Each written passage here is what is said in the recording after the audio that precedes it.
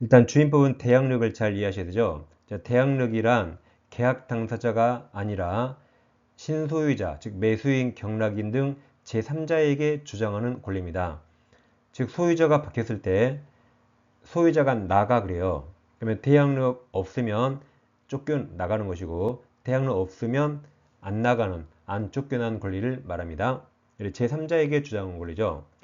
그럼 대항력은 물권 원칙이 있고 채권 원칙이 없습니다. 대항력을 갖춰야 할 시기가 있어요. 그럼 소유권 변동 원인을 매매 증여 등 법률행위와 경매를 나눠서 매매로 소유자 바뀌면 저당권을 보지 않습니다. 저당권 있든 없든 양수인, 매수인 등기보다 대항력이 더 빨랐는가 보는 거죠. 그러니까 매수인 등기와 대항력 어떤 게 더 빨랐는가? 대항력이 더 빨라야 새로운 소유자에게 대항할 수 있습니다. 저당권을 보지 않아요. 근데 경매로 소유자 바뀌면 그때 저당권을 보죠. 경매 그러면 무조건 말소기종 원리, 최선순위 저당권보다 대항력이 빨라야 됩니다. 따라서 대항력 갖췄더라도 최선순위 저당권보다 늦게 갖추면 대항력은 결국 소멸합니다. 중요한 게 경매 신청한 저당권이 아니라 그 부동산의 최선순위를 말하죠. 이 두 개는 판단 기준이 서로 다릅니다. 네, 매매로 소유자 바뀌면 매수인 등기보다 대항력이 더 빨라야 됩니다. 가백의 X란 부동산이 있어요. 제가 부동산이라고 말했습니다. 주택이라고 말하지 않았습니다. 이 부동산은 을과 임대차입니다. 계약기간 2년에 보증금 3억을 지급하면 을은 임차권을 취득하고 이건 채권입니다. 근데 이 중에 1년 지났거든요. 1년 만에 갑이 병한테 팔고 등기하면 기간 도중에 소유자가 병으로 바뀌었죠. 그러니까 병이 을에게 나가 그래요. 그럼 을은 아직 1년 사용 덜 했죠. 그럼 을은 나가야 됩니까? 안 나갈 수 있나요? 을이 가진 권리 채권입니다. 채권은 당사자에게만 주장할 수 있죠. 을은 이 계약 갑과했죠? 갑에게만 주장할 수 있습니다. 병과한 적 없죠? 그럼 제3자 병행위는 주장할 수 없습니다. 그걸 대항력 없다고 표현합니다. 잘 들어보세요. 을은 이 계약 누구랑 했죠? 갑과 했죠? 갑에게 주장할 수 있습니다. 갑에게 주장할 수 있죠. 그런데 그걸 대항력이라고 부르지 않습니다. 갑과 을이 약속했으니까 당사자끼리는 약속 지키라고 주장할 수 있는 겁니다.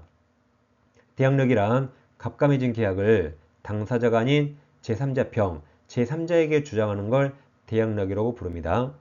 근데 채권은 원칙 대항력 없어요. 그래서 병이 나가면 을은 중간에 쫓겨납니다.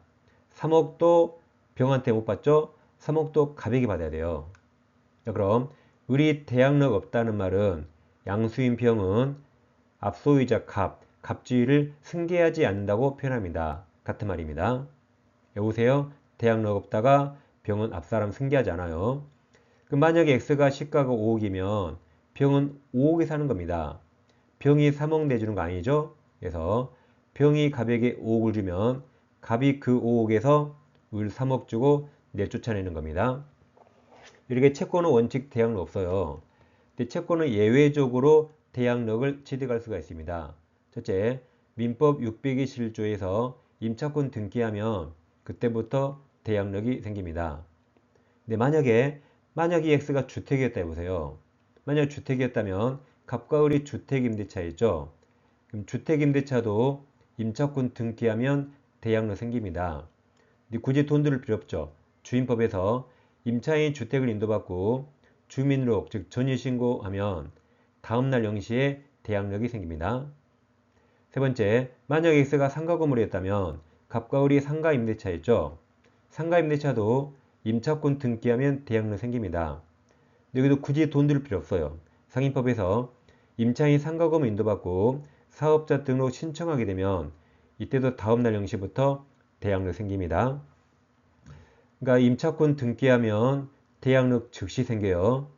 이렇게 주임법 상인법으로 대항력권을 갖추면 대항력은 다음날 0시에 생깁니다. 그것 빼고 나머지 다 똑같아요.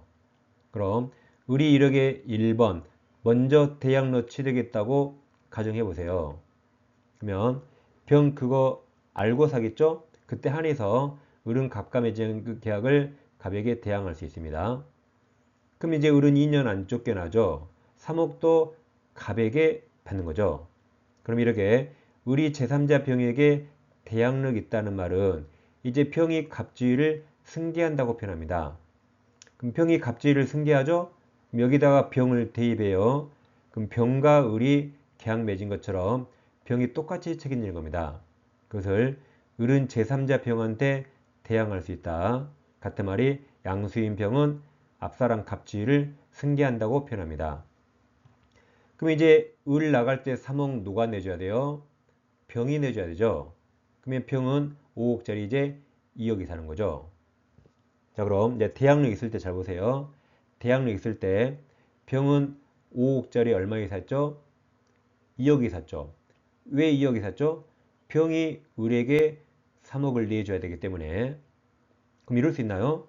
병이 을에게 3억 내주고 그 3억 달라고 갑에게 부당이득 반환 청구할 수 있나요? 못하죠. 병은 2억이 샀잖아요.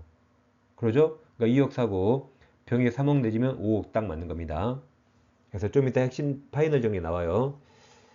양수인이 임차인에게 보증금 반환했죠?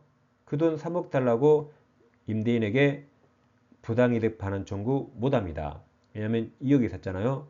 이게 대항력이 있답니다. 자, 그럼 이렇게 매매로 소유자 바뀌었죠? 그러면 이 부동산의 저당권 안 봐요. 이 매수인 등기보다 대항력이 빨랐죠? 그럼 병은 대항력 알고 샀으니까 2억에 사겠죠? 만약에 대항력이 없어가지고 그럼 병이 5억에 샀거든요. 5억에 산 다음에 그리고 대항력 갖춰가지고 3억 달라면 곤란합니다. 이렇게 매매로 소유자 바뀌면 매수인 등기보다 빨랐는가 보는 겁니다. 경매는 무조건 최선의 저당권입니다. 그래서 만약에 지상권, 전세권, 대항력 임차권, 용의권들이 있어요. 그 저당권이 나오면 이대로 경매 나오면 말소 기준 권리가 2번이죠. 밑으로만 소멸됩니다. 얘들은 살아남는 거죠. 그 다음 저당권이 있고 용의권이 있네요. 이대로 경매 나오면 말소 기준 권리 1번 밑으로 소멸하는 겁니다. 얘들은 대항력 있다가 소멸하는 거죠. 그러면 저당권, 용의권, 저당권이 있어요. 시험은 2순위 저당권이 경매 청구합니다. 그래도 말소 기준 권리는 최소는 1번입니다. 얘들 소멸해서 대항력 상실하니까 쫓겨나는 거죠. 얘도 다 소멸합니다. 그럼 아까 대항력 얘들 있잖아요. 대항력 있다 그러면 양수인이 여긴 경락인이 앞사람지 승계하는 것이고 이 대항력 없죠? 그러면 경락인은 앞사람지 승계하지 않는다 그랬죠? 그 말을 꼭 외우셔야 돼요. 같은 말을 꼭 외워야 됩니다. 자, 그럼 대항력 종합하면 갑부동산을 저당권이 먼저 있고 그 다음에 용의권들 지상권, 전세권, 임차권이 있어요. 또 저당권이 있습니다. 근데 소유자가 병으로 바뀌는데 매매로 바뀌어요. 매매로 등기하면 이 을들은 이 세 명은 갑과 계약했죠. 그럼 갑과 맺은 계약 제3자 병에게 대항할 수 있습니까? 매매는 저당권 보지 말아 그랬죠. 매매가 4번이고 2번 시간이 빠르니까 3명은 다 대항할 수 있고 안 쫓겨납니다. 안 쫓겨나요. 나갈 때 얘는 전세금 병한테 받아요. 얘는 보증금 병에게 받습니다. 그럼 이 을들은 병한테 대항할 수 있죠. 같은 말은 양수인은 갑주의를 승계한다 그랬죠. 이번에는 B가 경매 청구해서 병이 경락받아서요. 말소 기준 권리 1번부터 소멸합니다. 다 소멸했네요. 이때는 대항력 소멸해서 쫓겨납니다. 그럼 대항할 수 없죠? 그럼 병은 이제 갑주의를 승계하지 않는다 그랬어요. 기억하세요. 대항력 있다가 승계한다. 대항력 없다가 승계하지 않는다. 매매, 경매 다 똑같은 용어로 사용합니다. 다시 대항력 있다가 승계한답니다. 갑주택이 있는데 우리 임대차에 있어요. 2년에 3억 주고 대항력을 갖췄습니다.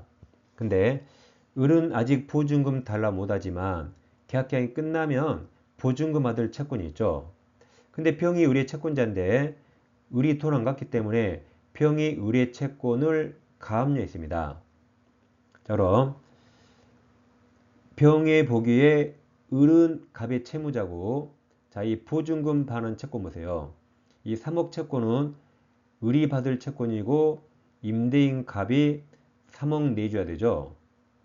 자, 그럼 병이 이걸 가압류했기 때문에 병이 보기에 이 갑이라는 사람은 내 채무자 을에게 3억 내줄 채무자네요. 걔를 제3채무자랍니다. 제3채택자 아니에요. 그래서 내 채무자 을에게 3억 내줄 채무자의 채무자를 제3채무자랍니다. 이 상태에 주택이 정한테 팔리고 등기하면 아까 대항력이 있다고 뭐였죠? 신소유자 정, 양수인 정이 갑주의, 제3채무자주의 승계한다고 표현합니다. 이 대항력이 있다 했죠. 그래서 이제 가압류 채권자도 갑자리에 정이 들어오니까 정의 양수인에게만 가압류력을 행사할 수 있습니다. 기억하세요. 대항력 있다가 승계한다. 대항력 없다가 승계하지 않는답니다. 자, 그럼 이제 갑주택이 있는데 을과 임대차에 있어요. 임대인 동의 없고 병에게 다시 전대차에서 병이 직접 점유합니다. 그럼 주임법은 임차인을 위한 법이라 대항력도 임차인에게 인정됩니다. 그럼 대항력권이 주택 인도가 점유죠. 전입신고 주민등록입니다. 그럼 임차인 을 주택 점유합니까 안 합니까? 이거 시험에 많이 나왔죠? 임차인 을 주택 점유해 안 해요? 하죠. 간접 점유. 그래서 이건 점유 그러면 간접 점유 무조건 인정해 주는데 문제는 전입신고입니다. 실제에서는 을 앞으로 전입신고하니까 대항력 없다 그랬어요. 점유만 간접점 인정하고 이건 점유가 아니죠. 전입신고는 실제로 병이 살기 때문에 병명의로 해야 대항력이 인정됩니다. 지금 이 집에 누가 살죠? 병이 살죠. 을은 살지도 않은데 을명의로 전입신고하면 그 위장전입으로 제재받아요. 전입신고만큼은 실제로 사는 전차의 명의로 해야 그래야 대항력이 인정되는 겁니다. 그래서 보세요. 전차인 전입신고 같은 말이 전차인 주민등록. 전차인을 직접 점유자 다 지읒잖아요. 전차인 지읒, 직접 점유 지읒, 전입신고 지읒, 주민등록 지읒, 쯧쯧 다 지읒입니다. 그럼 이게 상인법으로 시험에 많이 나오죠. 이게 상인법으로 가면 전차인 이게 사업자 등록이에요.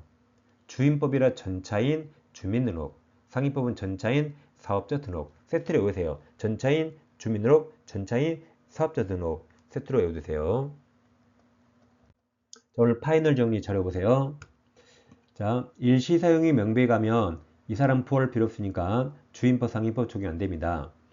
다음 주택임대차를 기간을 약정하지 아니하거나 2년 미만으로 약정하면 다 2년으로 봅니다. 다만 임차인만 2년 미만으로 약정한 기간이 유효함을 주장할 수 있죠. 임차인만 주장할 수 있죠. 묵시갱신, 법정갱신은 임대인이 기간 만료 6개월 전, 2개월 전에 아무 통지가 없고 임차인도 기간 만료 전 2개월 전까지 아무 통지가 없을 때 법정갱신이 되고 묵시갱신이 되면 기간은 2년이 됩니다. 2년이 되는데 단 임차인만 언제든지 해지 통과할 수 있고 3개월 지나면 끝납니다. 근데 차임을 2기 연체한 적 있네요. 그럼 묵시갱신정 안 해줍니다.